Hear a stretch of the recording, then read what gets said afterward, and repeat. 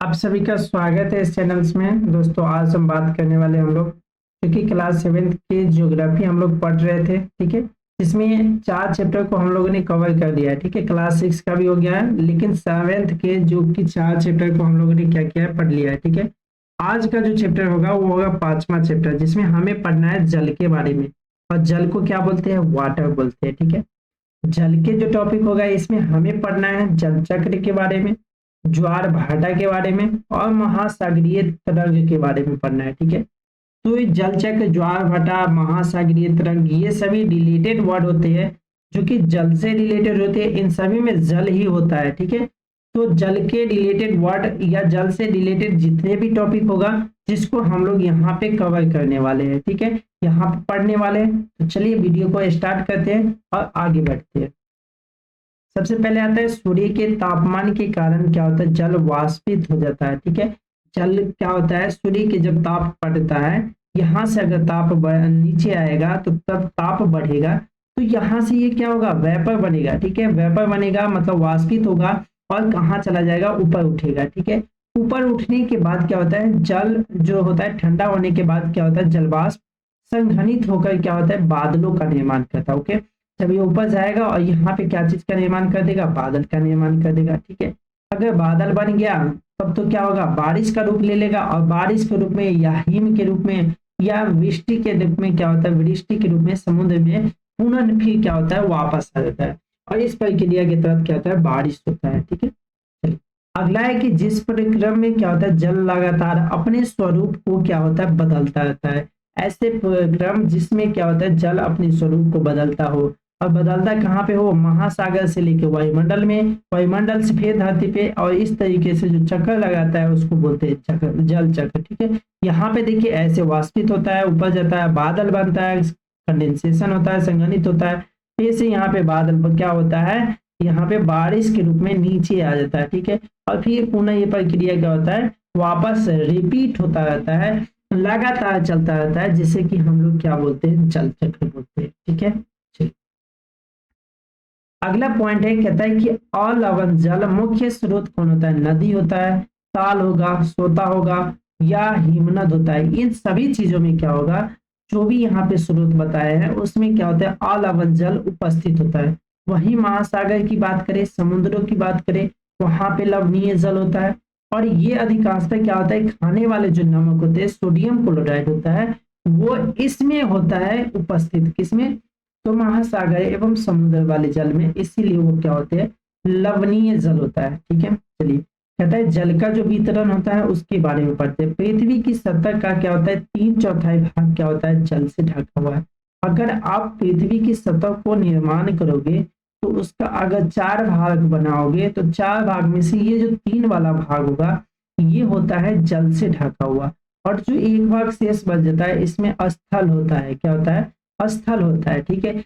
आदि धरती पे कहता है कि जल का अपेक्षा इतना अधिक है, जल मतलब कि थल की अपेक्षा इतना अधिक है, तो भी बहुत सारे देश में जल की कमी क्यों हो जाती है, तो वो इसलिए होता है क्योंकि ज्यादातर जो जल होते हैं महासागर में होते हैं, और महासागर के जल क्या होते हैं, नमकीन होते हैं, नमक वाला होता है, जिसका दैनिक उपयोग में आम लोग क्या करते हैं, बहुत ही कम लोग इस्तेमाल करते हैं, ठीक है। अगला होता है कि बर्फ में छत्रक में कुल इतना होगा, वहीं पे भूमिगत जल में 0.68 होगा। झीलों की बात करें 0.009% होता है, और नमक की जो झील होगा कितना है, 0.009%। वहीं पे वायुमंडल में कितना है, 0.0019, और वही नदी की बात किया जाए तो 0.001% है, जो कि बहुत ही कम है, ठीक है। तो इस तरीके से क्या होता है, स्रोत जो होता है वो लवणीय जल का स्रोत बहुत ही कम है, इसीलिए क्या होता है, जल की कमी हमें महसूस होती है, ठीक है। अगला है महासागरीय परिसंचरण। समुद्री तट पर क्या होता है, नंगे पैर चलने से कुछ जादुई सी अनुभव होती है, मतलब कि गुदगुदी से जैसा क्या होगा, अनुभव होगा।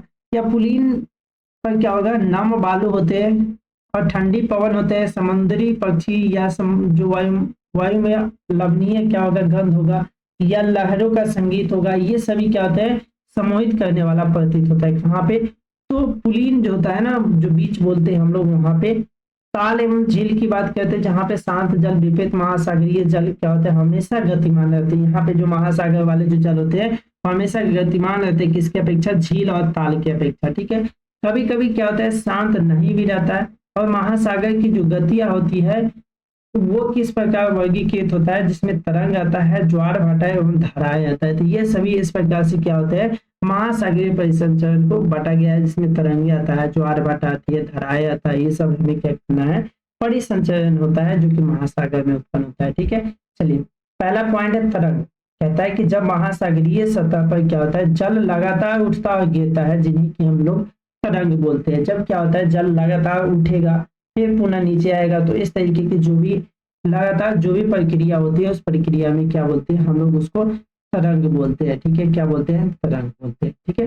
चलिए अगला जो पॉइंट है वो हमें क्या कहना है कि तूफान में क्या होते हैं, तेज वायु चलने पर क्या होता है, विशाल तरंग उत्पन्न होता है। जब ज्यादा मात्रा में वायु तेज चलेगा तो बहुत बड़ा क्या होगा, तरंग उत्पन्न होगा। और इनके कारण क्या होगा, अत्यधिक विनाश भी होगा। अगर तरंग बहुत बड़ा विशाल होगा, बहुत बड़ा होगा, तो स्वाभाविक है कि क्या होगा, वो विनाशकारी होगा, मतलब कि ज्यादा क्षति पहुंचाएगा। भूकंप, ज्वालामुखी उद्गम, उद्गार या जल की कहता है नीचे जो भूस्खलन होता है, जिसके कारण महासागरीय जल अत्यधिक विस्थापित होता है। और इसके परिणाम स्वरूप क्या होता है, 15 मीटर की ऊंचाई वाली विशाल मतलब ज्वारीय तरंग उठ सकती है। अगर ऐसा घटना हुआ, ज्वालामुखी हुआ या भूकंप की बात करें, ये सभी अगर कहाँ होती है, महासागरीय जल में, तो 15 मीटर से अधिक ऊंचाई वाले ज्वारीय क्या होगा, तरंगे उठेगा, जिसे कि हम लोग सुनामी बोलते हैं, ठीक है। तो तरंग का रूप ही क्या होता है, सुनामी होता है। अब तक का सबसे जो विशाल सुनामी 150 मीटर तक मापा गया, मतलब इतनी ऊंचाई वाली मापा गया। और तरंगे का जो क्या होता है, गति होता है, वो 700 किलोमीटर प्रति घंटा होता है। और 2014 के जो सुनामी में क्या होता है, भारत के जो तटीय क्षेत्र है वहां पे बहुत विनाश हुआ था, वो बहुत ज्यादा विनाशकारी हुआ था। और सुनामी के बाद क्या हुआ, तो अंडमान निकोबार द्वीप समूह में क्या होता है, जो इंदिरा पॉइंट उपस्थित था वो क्या हुआ, पूरी तरीके से डूब गया था, ठीक है। इसी सुनामी में भारत के जो अंडमान निकोबार द्वीप समूह में जो कि इंदिरा पॉइंट उपस्थित था वो डूब गया, ठीक है। चलिए नेक्स्ट है हमारा ज्वार और भाटा। कहता है कि दिन में 2 बार क्या होता है, नियमित से महासागरीय जल का उठना और फिर से गिर जाना, वो क्या कहलाता है, ज्वार भाटा कहलाता है। अब क्या होता है कि दिन में एक निश्चित टाइम पर, मतलब कि 12 घंटे के लमसम अंतराल में क्या होता है, इतने ही के अंतराल में वो क्या होता है, ऊपर उठता है जल और फिर से नीचे आता है, जिसको ज्वार और भाटा कहते हैं। कहते हैं कि जब सर्वाधिक ऊंचाई तक उठकर जल तट के हिस्से से डुबा देता है, मतलब ज्यादा ऊंचाई तक उठकर जो जल होता है वो नजदीकी हिस्से को डुबा देता है, तो इसको बोलते हैं ज्वार बोलते हैं, ठीक है। मतलब कि जल का ऊपर उठना ज्वार कहलाता है, वहीं जल को फिर निम्न स्तर पर आ जाना, पीछे वापस आ जाना, उसको क्या बोलते हैं, हम लोग भाटा बोलेंगे। तो इस तरीके से ज्वार और भाटा होता है, ठीक है। ज्वार का मतलब जल ऊपर उठना और बगल वाले जो जगह होता है उसको वो भर देता है, फिर से पुनः क्या होता है, वो वापस चला जाता है, और वापस आने की जो प्रक्रिया होती है उसको भाटा होती है, ठीक है। कह रहे हैं कि सूर्य एवं चंद्रमा के शक्तिशाली गुरुत्वाकर्षण बल के कारण पृथ्वी की सतह पर ज्वार और भाटा हमेशा आता रहता है, ठीक है। और जब पृथ्वी का जल चंद्रमा के निकट होता है, पृथ्वी का जल क्या होता है, चंद्रमा के निकट होगा, उस समय चंद्रमा के गुरुत्वाकर्षण बल से क्या होता है, जल अभिकर्षित होता रहता है, और जिसके कारण उच्च ज्वार आता है। मतलब कि जो चंद्रमा का जो गुरुत्वाकर्षण होगा, जल पर चंद्रमा का जो गुरुत्वाकर्षण पृथ्वी पर उपस्थित जल को क्या करेगा, अपनी तरफ आकर्षित करेगा, तो उच्च ज्वार बनेगा। वहीं पे पूर्णिमा और अमावस्या के दिनों में क्या होता है, सूर्य, चंद्रमा और पृथ्वी तीनों एक सीधी में होता है, और इस दिन सबसे ऊंचे ज्वार उठते हैं, और इसे क्या कहता है, बृहत ज्वार के नाम से जानते हैं, ठीक है। जब क्या होगा, चंद्रमा और पृथ्वी तीनों एक सीध में होगा, तो उस समय क्या होगा, बृहत ज्वार आता है। लेकिन जब चंद्रमा अपने प्रथम एवं द्वितीय चतुर्थांश में होता है, तो चंद्रमा एवं सूर्य की गुरुत्वाकर्षण बल क्या होता है, विपरीत दिशा में हो जाता है, जिससे महासागरीय जल पर पड़ता है, जिसका कहता है विपरीत दशाओं में क्या होता है, महासागरीय जल पर पड़ता है, और इसके परिणाम स्वरूप क्या होता है, निम्न ज्वार भाटा।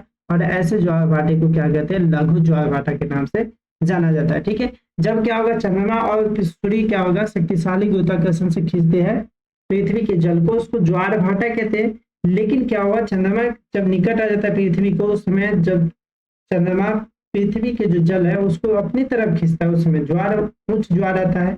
वही अमावस्या और पूर्णिमा के दिन ज्यादा अधिक ज्वार आएगा। और जब क्या होगा, तीनों एक से दिन होता है, उस दिन क्या होता है, जो ज्वार आएगा उसको बृहद ज्वार बोलते हैं। ठीक है, तो इस तरीके से जो ज्वार भाटा है वो आता रहता है। ठीक है, चलिए यहाँ पे देखिए, यहाँ इस तरीके से यहाँ पे क्या है, सूर्य है। ठीक है, और ये आपका पृथ्वी है और बीच में क्या है, चंद्रमा। तो यहाँ पे क्या हो रहा है, जो ये सन है, चंद्रमा है, तीनों खिंचाव कर रहा है। ठीक है, इस जल को तीनों खींच रहा है, तो इसीलिए यहाँ पे उच्च ज्वार बन रहा है। और जब ये खींच रहा है तो इधर भी है, तो यहाँ पे जो बनेगा उसको बोलेंगे क्या, निम्न ज्वार। और यहाँ पे देखिए, जब ये दोनों का क्या होता है, बल विपरीत होता रहता है, ये इधर खिंचाव करता है, ये इधर खिंचाव करता है, तो इस तरीके से क्या होता है, यहाँ पे जो बनेगा उसको बोल देंगे ऊंच ज्वार, और इस बगल में जो बनेगा उसको बोलते हैं क्या, निम्न ज्वार बोला जाता है। ठीक है, तो इस तरीके से जो ज्वार भाटा है उसका यहाँ पे प्रभाव पड़ता है सन का। ठीक है, और चंद्रमा का।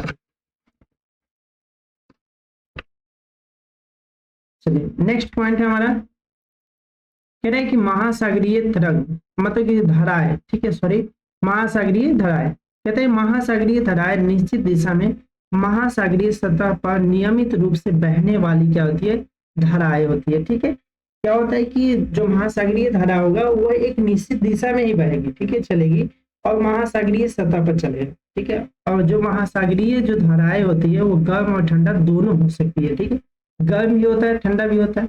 सामान्यतः क्या होता है, गर्म जो महासागरीय धाराएं होती है वो भूमध्य रेखा से कहाँ चलती है, वो निकट, मतलब उत्पन्न, भूमध्य रेखा के निकट उत्पन्न होती है और ध्रुव की ओर क्या होते हैं, प्रभावित होती है। वहीं ठंडी जलधारा ध्रुव की ओर से क्या होती है, उच्च अक्षांशों और उष्ण कटिबंधीय या निम्न अक्षांशों की ओर क्या होते हैं, प्रभावित होते हैं। जैसे कि बताया गया है, लेब्राडोर की जो जलधारा है वो शीत जलधारा है, और गल्फ स्ट्रीम है जो कि गर्म जलधारा है। महासागरीय की धाराएं किसी क्षेत्र के तापमान को प्रभावित करती है। महासागरीय की जो धारा है बहुत क्षेत्र को क्या करती है, अपने हिसाब से प्रभावित करती है। कहता है कि जो गर्म जल धाराएं होती है वो स्थलीय सतह का क्या होता है, तापमान को गर्म करता है। और जिस स्थान पर क्या होता है, गर्म एवं शीतल जल धाराएं मिलती है, उस स्थान पर विश्व भर में सबसे अधिक मत्स्य क्षेत्र माना जाता है, वहां पर मछली सबसे ज्यादा उत्पन्न होता है।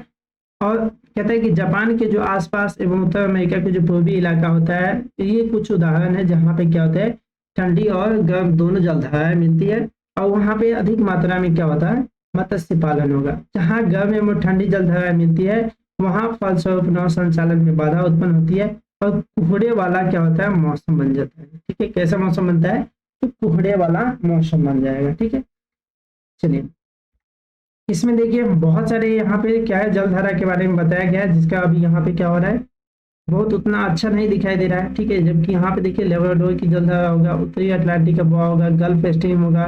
ठीक है, यहाँ पे उत्तरी विषुवत रेखा वाला जो धारा है ये बहती है, यहाँ पे पश्चिमी वायु अपवाह है। तो बहुत सारे जैसे धाराएं क्या होती है, बहती रहती है, जो कि आपको ज्योग्राफी में आगे चैप्टर में क्या है, पढ़ना है। ठीक है, तो आज के लिए बस इतना ही, मिलते हैं नेक्स्ट वीडियो में, तब तक के लिए गुड बाय।